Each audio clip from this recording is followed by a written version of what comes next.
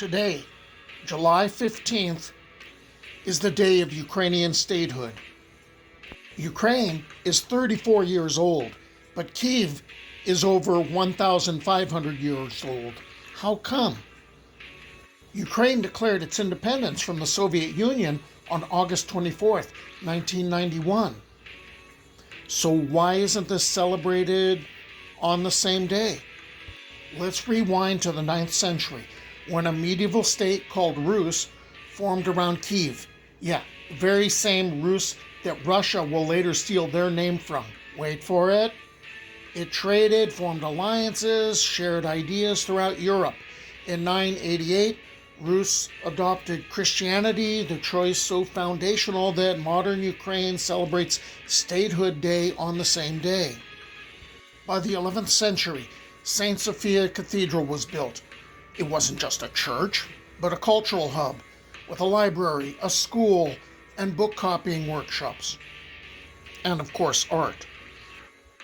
Nearly 10,000 square feet of frescoes and over 850 square feet of mosaics are still there, even after the recent Russian missile shockwave, which damaged the cathedral's facade.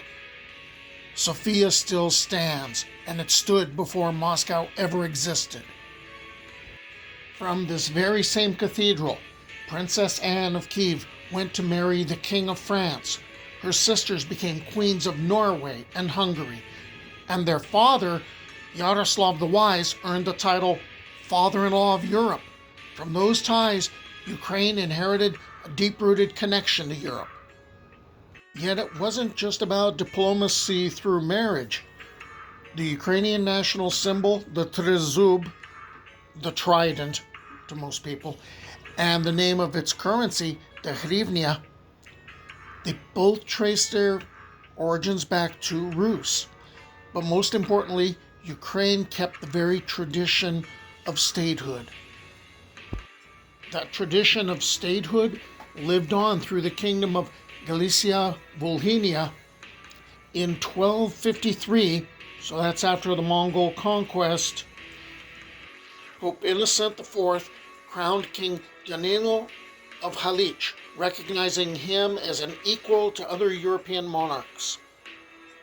I always loved this set of pictures comparing Kyiv and Moscow in the years 996, 1011, 1070, and 1108.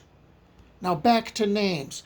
If Rus was formed around Kyiv, why is it Russia bears the name today? Long story short, Peter the First or Peter the Great, who stole it by renaming the Tsardom of Muscovy to Russia using the Greek version of Rus, Russia.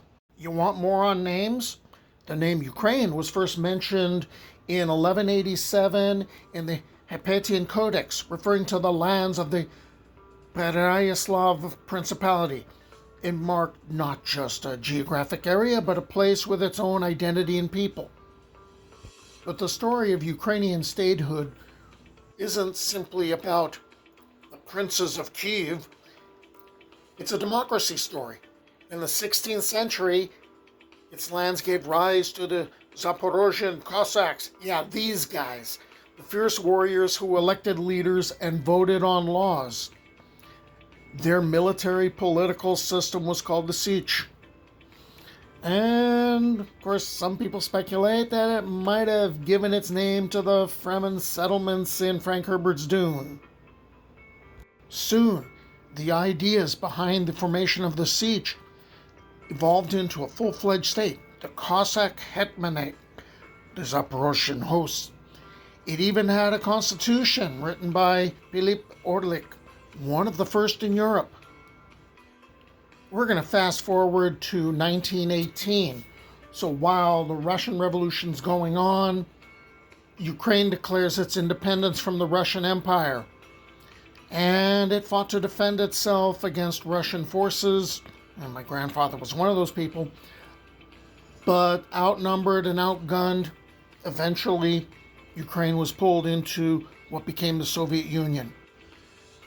After 7 decades of communism, of oppression, of Joseph Stalin and his genocide, the Holodomor, and gulags. Finally, on August 24th, 1991, during the coup against Mikhail Gorbachev, Ukraine restored its independence for good. Yeah, modern Ukraine's 34 years old. Its statehood, it goes back for centuries, and it's built on resilience. So today, on July 15th, Ukrainians honor those chapters of their state-building journey. For those fighting for Ukraine's freedom right now, Slava Ukraina, Heroyam Slava!